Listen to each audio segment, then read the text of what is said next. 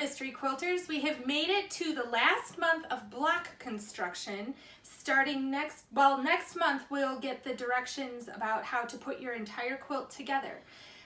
But this month there is a lot of work. Before we get started talking about this month, I wanted to remind you of a couple of things. The first is that we have suspended classes at the shop until after the first of the year. We're not entirely sure when.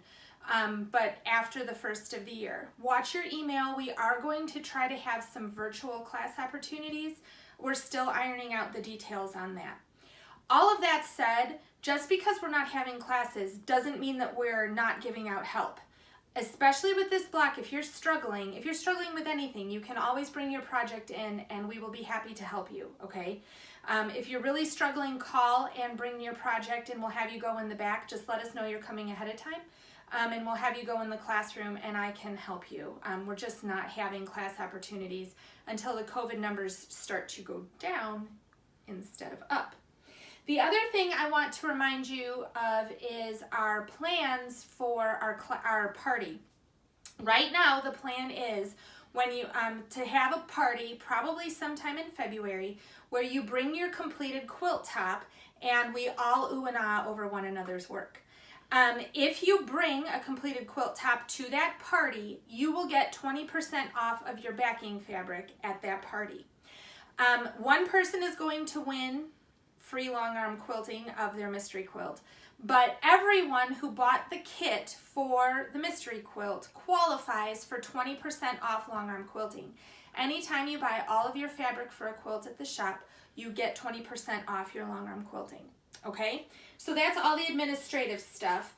I want to get to actual block construction this month. Okay, so the first thing this tells you in your directions is that you need a fat eighth of a bunch of different fabrics, okay?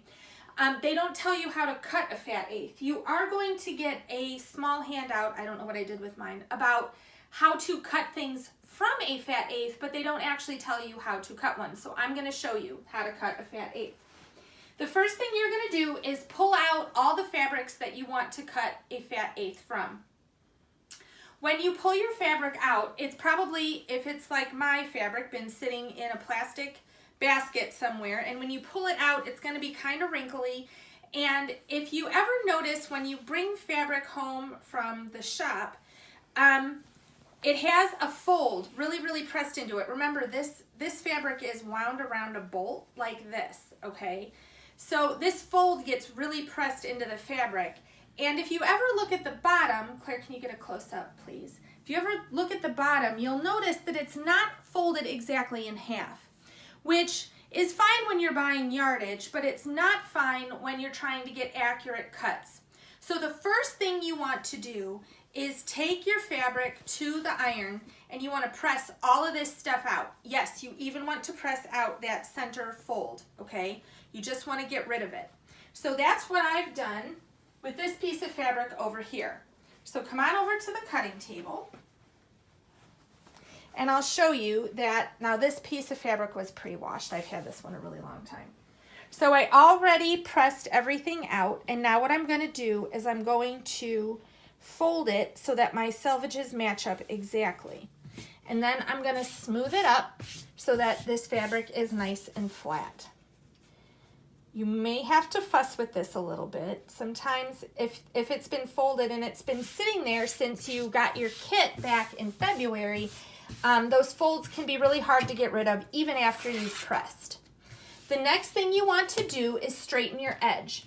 So now you can either use your fold at the top or your selvages at the bottom, and you want to lay one of the black lines on your ruler, one of these straight black lines that are running horizontally, and you want to lay it. I'm actually lining mine up with the fold at the top, and what we're going to do is straighten our edge, okay?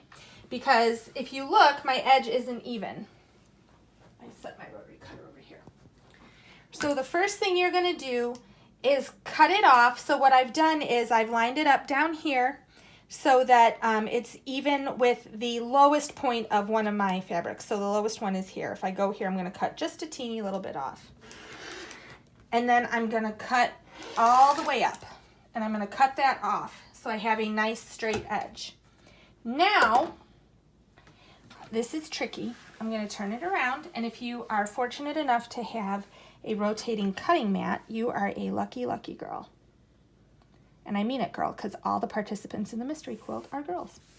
So now I have to use, the best way to cut anything is under the ruler, but I don't have that choice here because my ruler is only 6.5 inches wide. And I'm cutting a fat eighth. So the first thing I'm going to do is cut a 1/4 yard off of my piece of fabric. 1/4 yard is 9 inches. So I'm going to count over 9 inches, and I'm going to lay my ruler on the 9-inch mark. And I am going to cut a 1/4 yard. And now what I'm going to do is, now I've got a 1/4 yard of fabric. So I'm going to cut this in half. So I'm going to make sure I have my edges lined up again. And normally I would use a pair of scissors for this, only I seemed to have, it's okay, just stay there, misplaced mine. I really misplaced them. Oh, here they are. They're over by the iron. Nope. No, but these are better than the ones I had. But you want to grab your scissors and you want to put your hand here, so hold it. And you're just going to cut in half. And now you've got, this is called a fat eighth, okay? It's a really, let's dance, Claire. Let's turn around here and go this way. So you've got a fat eighth, all right? So it's gonna be 9 inches this way and 21 or 22 inches this way, depending on your width of fabric, okay? So the reason they're having you do this, and then you can save this, use it another month, I would assume. Okay, so that's how you cut a fat eighth. Once you cut the fat eighth, you're going to be working with strips, just like we did last month. When you finish, your block is going to look like this. This is called a Greek key. Let me make sure. Nope. It's going to look like this. It's called a Greek key. And you'll see that it kind of looks like one of those scrolly things like they have all over columns in Greece. So here are your essential supplies for making this Greek key. The first thing you are going to need is best press, okay? Now, we actually have a deal at the shop. If you bring in your bottle of best press that's empty, not an old hairspray container. This is just a perk of owning a quilt shop, that I can just get a hairspray bottle full of best press, okay? If you bring your empty bottle of Mary Ellen's best press in, we will refill it. We have big, huge gallons of best press. We will refill it cheaper than it would be for you to buy a new bottle. You are going to need this. This is going to be at the shop. When you come in to pick up your instructions, ask to feel this, because this thing would pretty much stand up on its own, okay? This block isn't kidding around. It looks pretty easy once you know how you make it. It's not. Best press is your friend. The second thing you are going to need is your buddy Jack. Jack the Ripper. Okay, you're going to need him. You are also going to need pins for absolute certain. You're going to need a seam ripper for absolute certain. You are going, if you have a 4.5-inch square ruler, this is going to be your friend as well. You are definitely going to need Jack the Ripper. This is going to be your best friend. You guys, you and Jack are going to go on lots of dates. Jack and I have been on a date all day today. I also would recommend some patience juice, because this block isn't easy. So patience juice is going to be your friend as well. Only don't drink too much of this, because then you'll just fall asleep, or you'll decide you really don't care how the block looks. But it's going to be important. And you're going to need your directions. Now, the directions start off by telling you to cut a fat eighth of a whole bunch of different colors. They then tell you something really fun. You this month get to pick your own pairs. So you're gonna make blocks and you get to pick which fabrics you want to match up.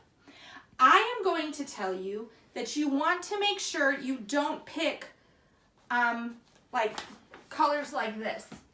If you do this, it'd look great, but you're gonna get so confused when you're following the directions. You need something with a lot of contrast, okay? It's gonna help you follow the directions.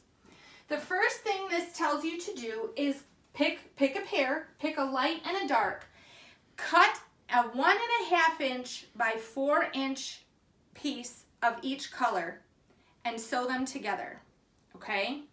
So you're gonna sew them together so you've got something like this, a light gray, I've got a light gray and a dark charcoal gray, okay? Then the directions, each piece is 1.5 by 4.5.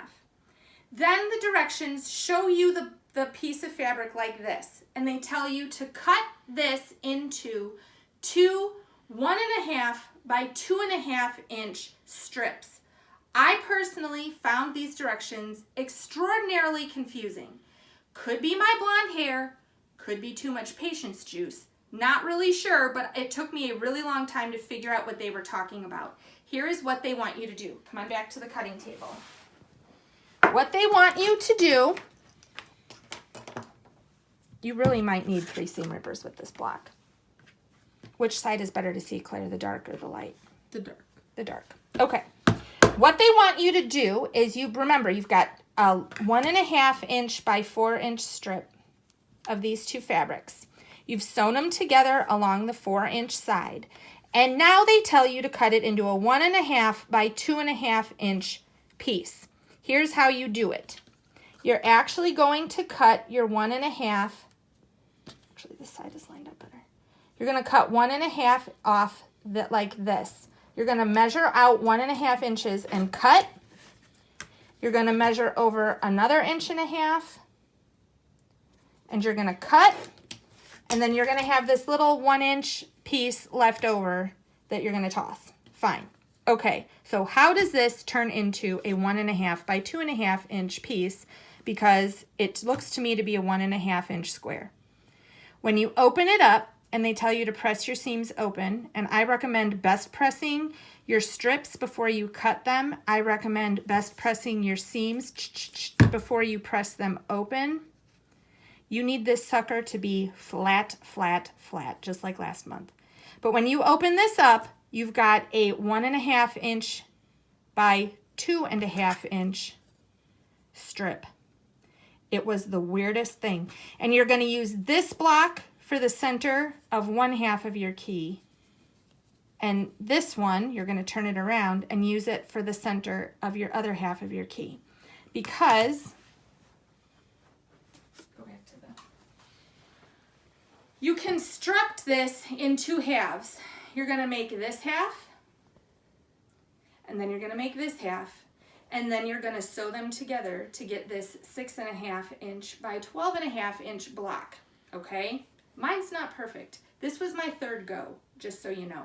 I very much recommend grabbing some scrap fabric and trying this before you try it on your good fabric. This block, I don't know why, is very hard, okay? One of the things that is hardest about it is following the directions, because the directions have you, do you want to come closer? The directions show you to add strips on this way, okay? And what I recommend is that every single time you sit down to sew, every single time, you look at which way, where the dark part is, and you make sure that you orient your square. This is here. You make sure that you orient your square on that dark strip. That's also another reason contrast is going to be really important, okay? Because you need to be able to sit down when you've only got this much of it done and be able to tell where is where am I? Where am I on these directions? Because, I don't know, it appeared to me that the thing was flipping itself around, and I don't know, like I said, I found this block really challenging. That said, I know you can do it. Start with scraps, Give it a try that way first, see how you do, see where your problems are. If you really screw it up, get more scraps and try it again, okay? Until you're comfortable, and then go ahead and pull out your good fabric and give it a go. The big fun news is you get to make 22 of these this month. Okay, Claire's reaction was pretty good. So you're gonna get good at it whether you want to or not. I know you can do it. If you struggle, call the shop, come in, whatever, okay? The other thing I think might be really helpful for you is to skip the little thing of patience juice and just go get the box because you might be needing it, okay? I'm just kidding. I haven't had anything to drink yet. You notice I said yet. But anyway, call, let me know, email me, tell me what your problems are. Your goal is to have 22 of these blocks by the end of the month. If you do one a day, you still get to take 8 or 9 days off in December, okay? So if you do one a day, you'll still get 9 days off in December. If you do 2 a day, you get a lot more days off in December. But I know you can do it. It's just going to take a little bit of practice and a little bit of patience, okay? Email me what you learned from the video. I will, you don't get to say I learned that Megan is a lush because I haven't had anything to drink. Email me what you learned from the video. You'll get extra entries in the prize box. And hang in there this month because next month is really exciting. And maybe or maybe not, maybe you've realized it or maybe not, but there have been some hints in this video about what your final quilt is going to look like. Happy December, Merry Christmas, Happy Holidays, and we'll see you all soon.